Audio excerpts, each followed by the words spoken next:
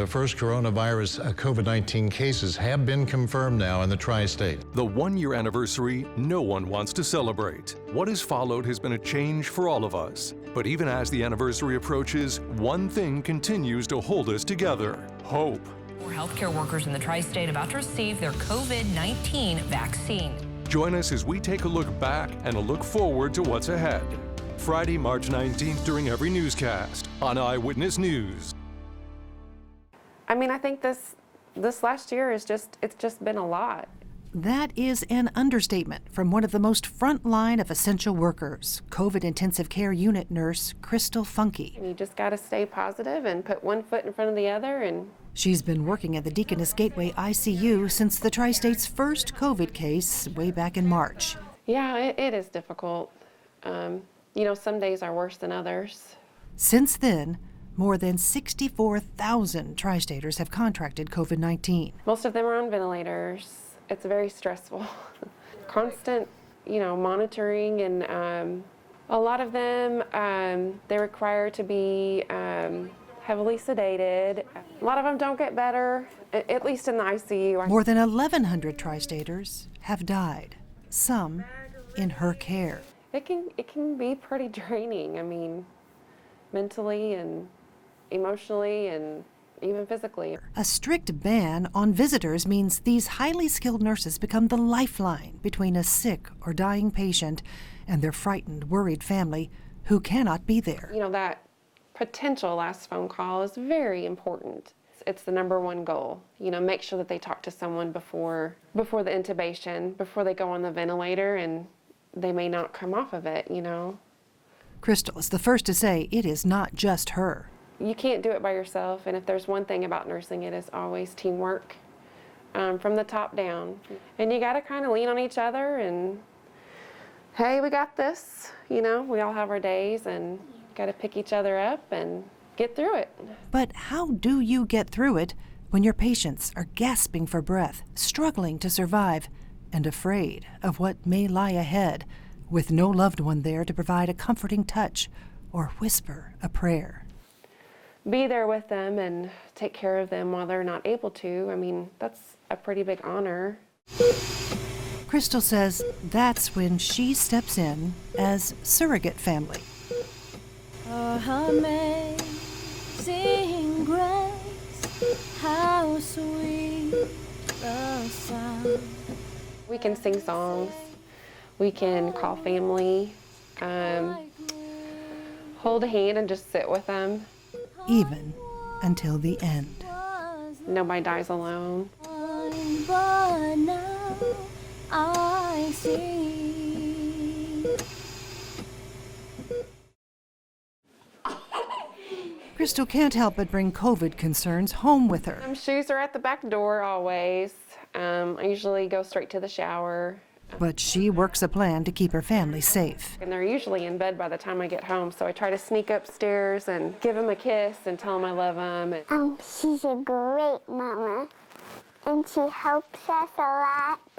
Inner strength, absolute beauty, very smart, and just easy to be in love with. This family knows their mama is special, and Crystal knows her family has her back. I mean, I think they're heroes. Awesome. They sacrifice their mama. We do laundry for her. They do laundry for me. Oh. I'm very thankful for all these nurses, especially my mom.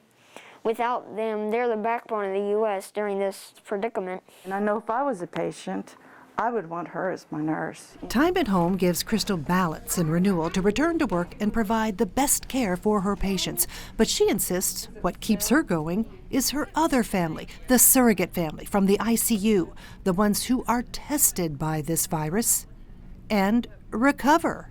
To keep working so hard for the sick ones that you think aren't going to make it. Sometimes you do think, what is the point of all of this? No one's going to make it. But there is that one that you just don't know about, and all of that work is validated, and it's, makes it so wonderful.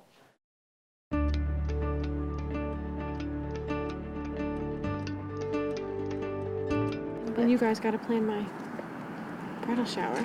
Yes, that'll be fun too. Cassidy and Allie Jacobs are busy planning their futures. Dress shopping. Dress shopping. We did dress shopping together. Sisters born 16 months apart. Now I consider her my best friend, so. Yeah, absolutely. We're best friends. Yeah. Preparing for their own weddings within 5 months of each other. That we've just really helped each other kind of plan and think things through. I mean, that's huge. Planning a wedding is stressful. An entire day. Don't plan a wedding if you have to. The two never imagined a pandemic would hit, possibly interrupting their big days. Extremely hard, physically, mentally, emotionally. Extremely hard because COVID would put them both on the front lines day in and day out. Life is fragile. Oh, yes. You know, your life can completely change and flip over in a blink of an eye. Cassidy and Allie are not only sisters, best friends, but young nurses battling the deadly virus. My second day on my own as a registered nurse, I started taking care of COVID patients. The Jacobs sisters work for Deaconess Health System. Cassidy, a neuro ICU, which became the COVID ICU unit, and Allie, the neurosurgical unit. I would hold their hand, you know, and watch their vitals and until they took their very, very last breath.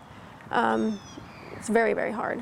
It's extremely emotional. Sometimes it just wouldn't hit you till you got home and you had time to think. You know, out of all the people I've taken care of, I've had one that has turned around and has survived. Each shift, Cassidy suited up, ready to face the challenges of COVID. I felt safe. You know, I felt safe going into these rooms. But yes, we'd have the PAPR and the gowns and gloves and masks and our shoe covers. Allie saw a different side of the virus. I could see my patients getting better, and I could sit there and tell them, you know, you're doing so much better, you know, look how you were and how you're doing now. But even she couldn't remain COVID-free, contracting the virus in the fall. I was sick. I was on the couch for a week, terribly, terribly tired. Throughout this year, the sisters have offered strength to their patients and families, but also to each other after a tough day. Emotional support was huge, just because we know, not only just nursing, but with the COVID and with everything, we know kind of what each other is going through, and we were able to just, you know, come home, and even after a long day, if she was crying and, you know, just, you know, it's okay. It was Allie, the younger sister, who inspired Cassidy to pursue nursing, the two attending USI at the same time. She has her head on straight, she's smart, she knows what she wants. Now Cassidy encouraging Allie to study for a master's degree together. I look to her for guidance. I mean, she's my younger sister, but I turn to her. You know, she's an inspiration to me, always has been. I look up to her. You know, it's crazy, but she'll make me cry.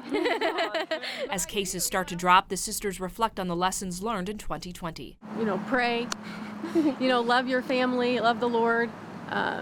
You know, don't take advantage of the little things. Through the pain of the past year, joy is found.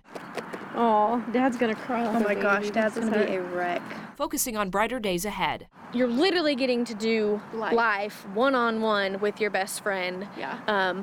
Not only life, but school, the job. same. Side by side as sisters, students, and nurses. Like to be there for my patients. You know, I want to take care of them in hopes that I can make a difference. Proud. Yeah, proud. Yep.